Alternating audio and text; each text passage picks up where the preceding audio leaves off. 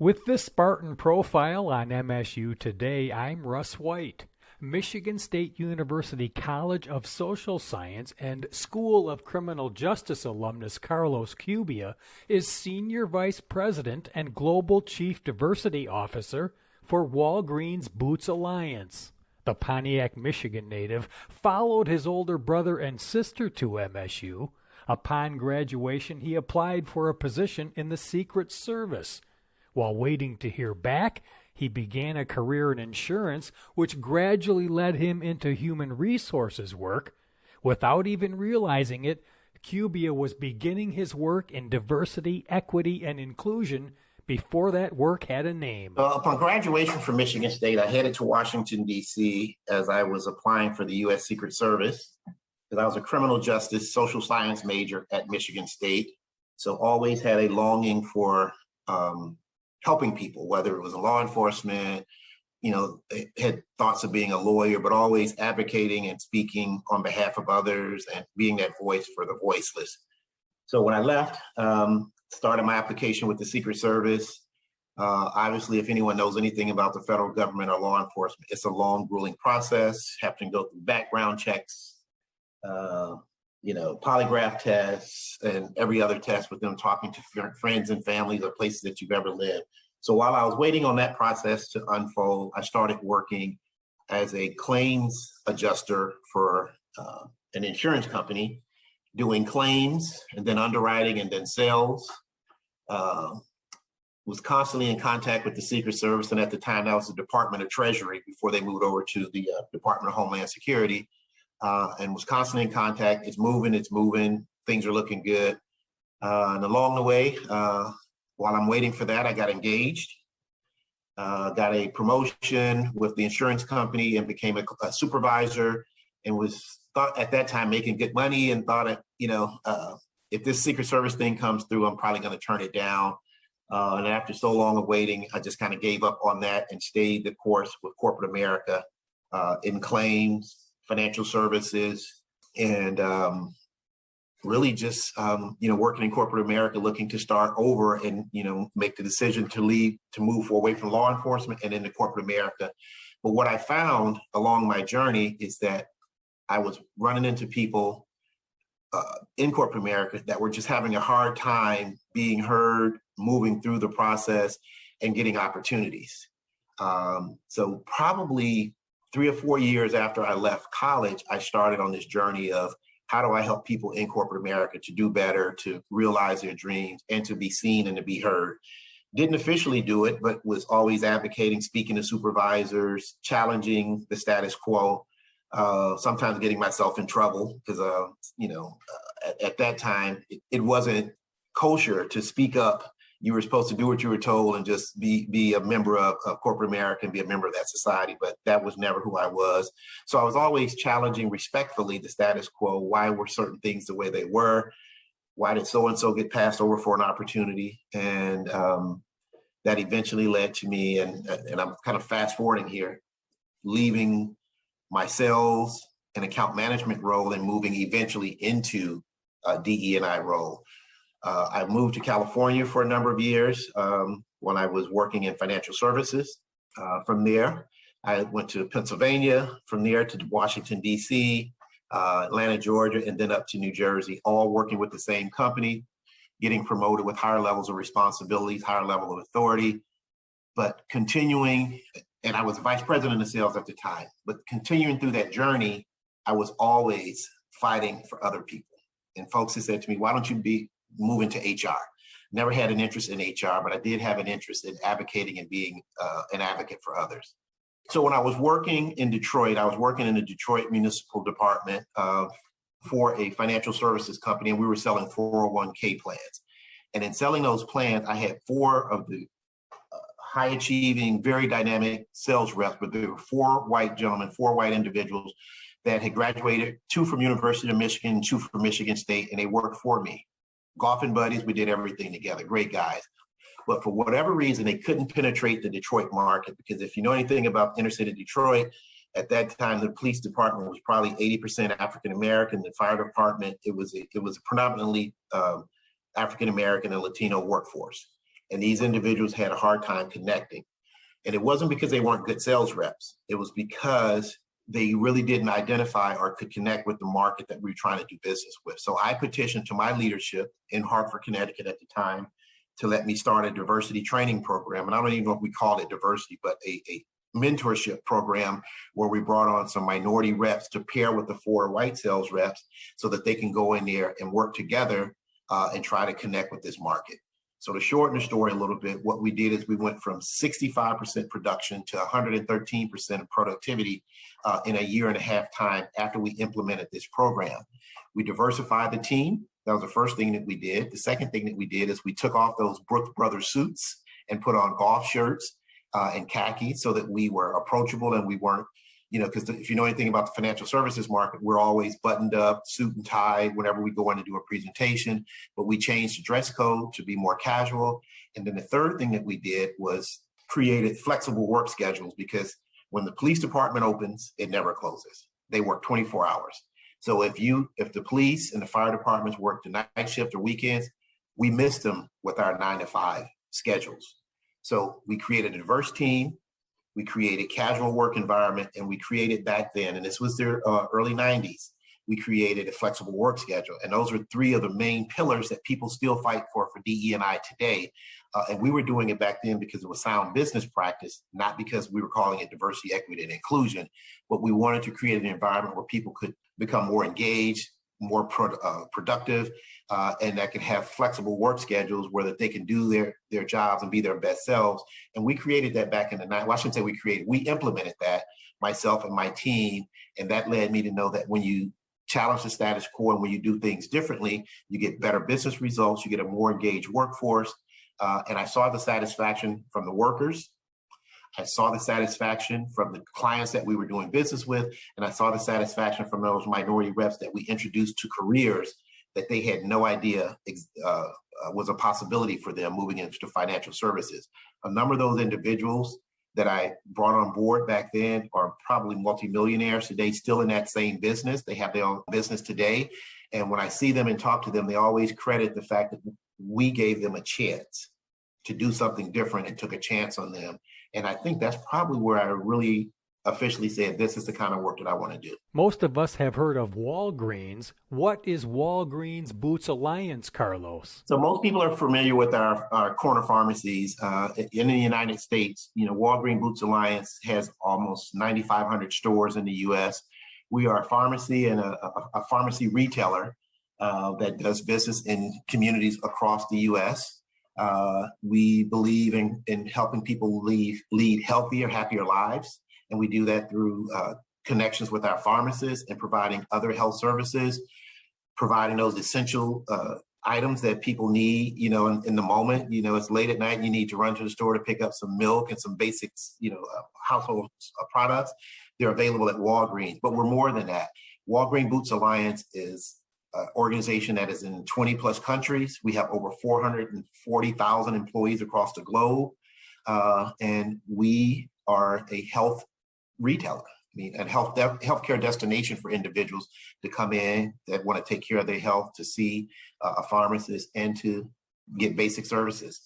I've been with the company just around 4 years and have had the opportunity to travel extensively with the organization, meeting people across the globe. And all people want, whether they're working with us or whether they're customers coming into our store, is to be treated with dignity and respect. And to make sure that their voice matters and that we care about the community that we do business. And I can honestly say that in the 4 years that I've been with the company, they have exemplified those values and really push hard to make sure that people feel like they belong when they come into our stores. We don't get it right every time, but that is our goal and that is our mission. And those are the things that we constantly work towards every day. When defining diversity, equity, and inclusion, Cubia says the key is to embrace our differences. He says there's value in embracing those differences. His twist on the golden rule is that we should treat others as they want to be treated, not necessarily how we want to be treated. Well, when I think of diversity, I think of someone different than yourself.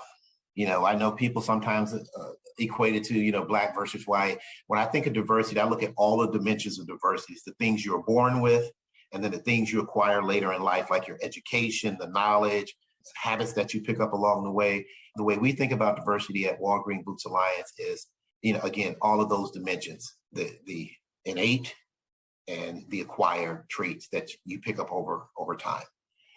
We do measure some of the basic things around race, gender, sexual orientation, LGBTQ, veterans, disability. We pay attention to all of that. But again, we also look at education. Where were you educated? What's your background? What experiences have you had in life? Because all of those things help to make organizations and really the world better when you embrace and accept people for their differences and then understand that there's value in differences. And by realizing that, I think we could just make this world a better place. And not to sound hokey with that, but when you accept people for who they are and treat them not the way you want to be treated, but treat them the way they want to be treated, then I think you have a more engaged and a more productive society. Carlos, can you highlight some of your DE&I initiatives and talk about the issues the initiatives seek to deal with? So some of the highlights, some of the things, when we look at corporate America, and there's still a gender gap in corporate America, whether it's a pay gap or just women in leadership roles. So one of the things that we're working on at Walgreens Boots Alliance is how do we, create more opportunities for women in leadership positions. So we have set goals and we have initiatives for the organization across our entire enterprise to really increase women in leadership positions. And we're doing that by a number of different ways. One is mandating interview panels that they're diverse, mandating diverse candidate slates. So even before we start the hiring process, if the slates are not diverse, then we send our recruiters and our sourcers out to bring in highly qualified individuals to be a part of those slates so that when we are assessing this talent, everyone's on an equal playing field and we're giving opportunities. We're also doing that same thing with people of color in the United States to make sure that they're given opportunities and not overlooked and that the biases don't come into the decision-making process. So, those are two areas, gender and race. Next year, one of the things that we're going to be looking at doing is instead of lumping everyone into the people of color basket, we're going to be disaggregating that data and looking at specific ethnic groups like African American, Latino, Asian Americans, and starting to track each of those categories separately, because when we lump it all together, the numbers can be skewed. There may be one group that's skewing the results. Other areas that we're working on is LGBTQ equality in the workplace. We're looking to increase disability hiring within our organization. Our supplier diversity program, where we're looking to give back and to do more business with diverse vendors and suppliers in the community. And again, giving back to those individuals that come into our stores and do business every day. So those are just a few of the things that we're doing. I mean, we have employee-centric initiatives where we're looking at our benefits. We constantly look at our benefits to make sure that they're competitive and best in class.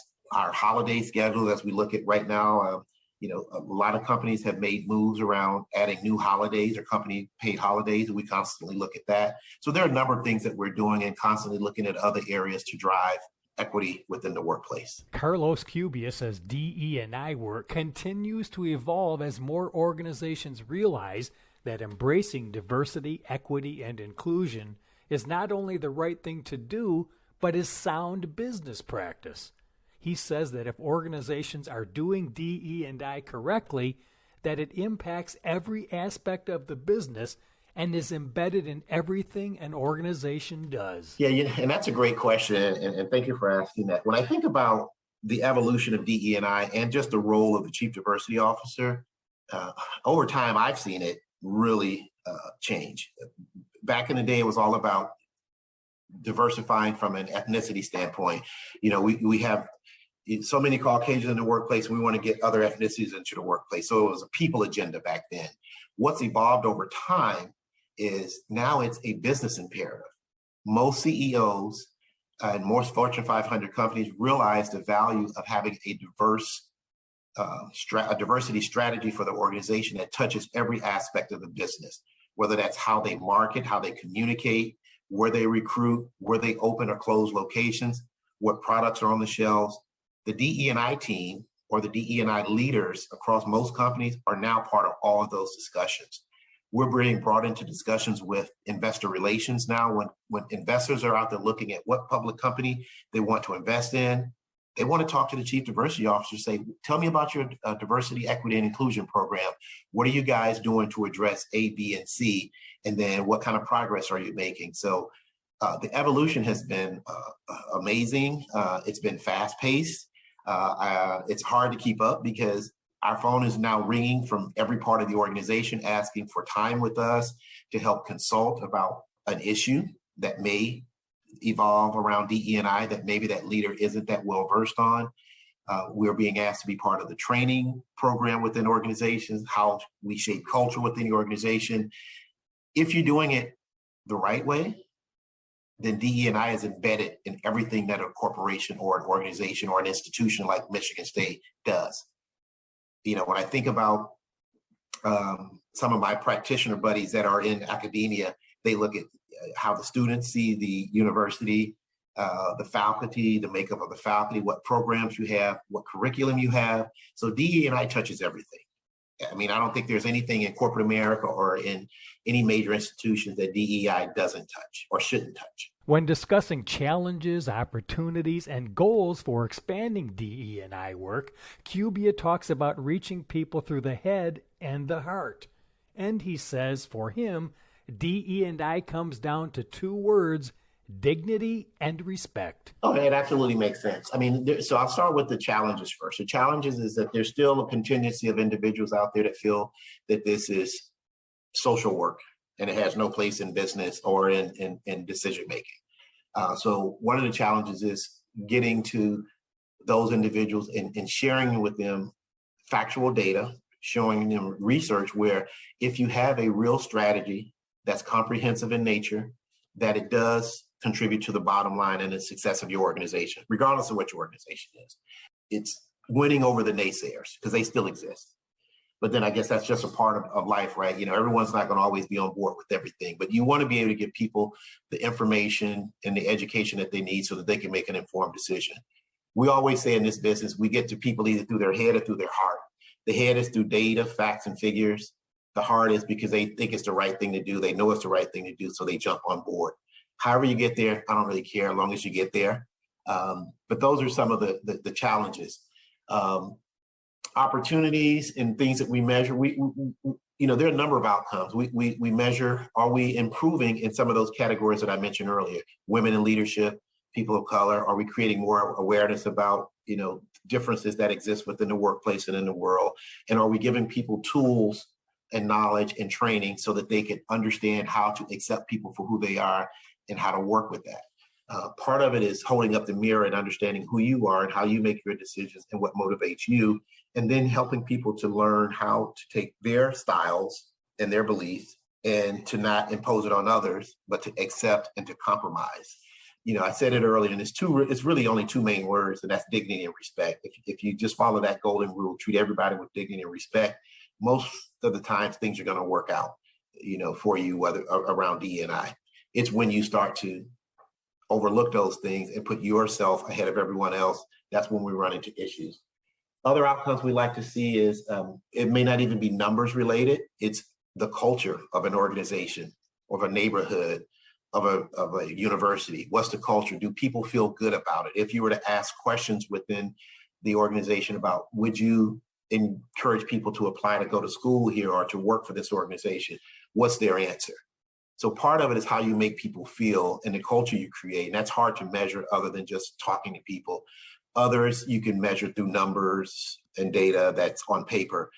The numbers may not always move as quickly as the environment, but if we can get the environment in the right place, the numbers will eventually fall into place. For all of us, Cubia says the first step toward embracing diversity, equity, and inclusion is to educate oneself and not to turn the other cheek. Well, you know, that's a great question. And when George Floyd was murdered a year plus ago, and we started to see the peaceful protests, and then unfortunately some of it broke into civil unrest, a lot of white guys like yourself asked me the question, what do I do?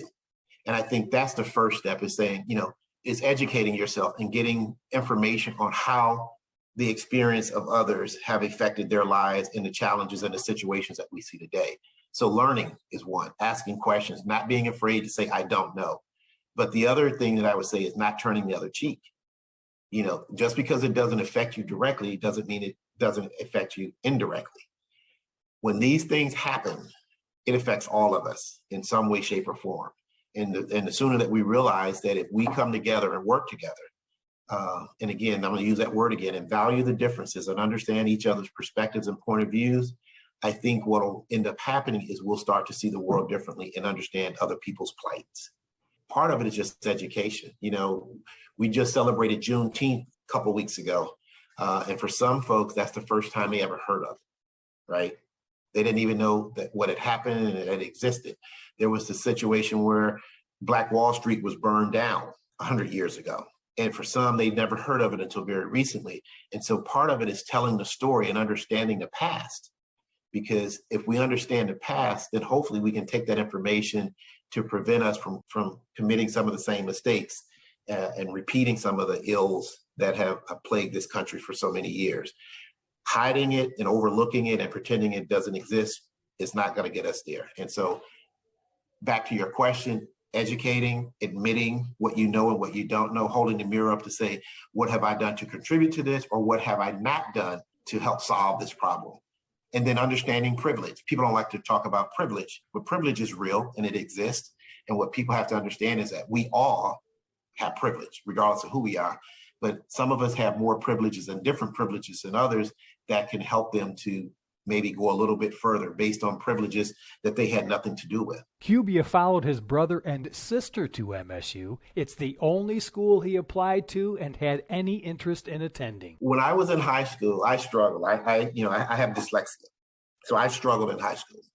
And so when I left high school, my brother and sister were both at Michigan State University. I was never intending to go to college. I was going to go to the military, which I did, and then try to just work because I didn't think I could get through school with my challenges. And I went up there to visit my brother and sister and got to meet the director of admissions and got introduced to a few folks. And we talked about accommodations and the things that I would need to get through Michigan State. And they was like, this is the school for you.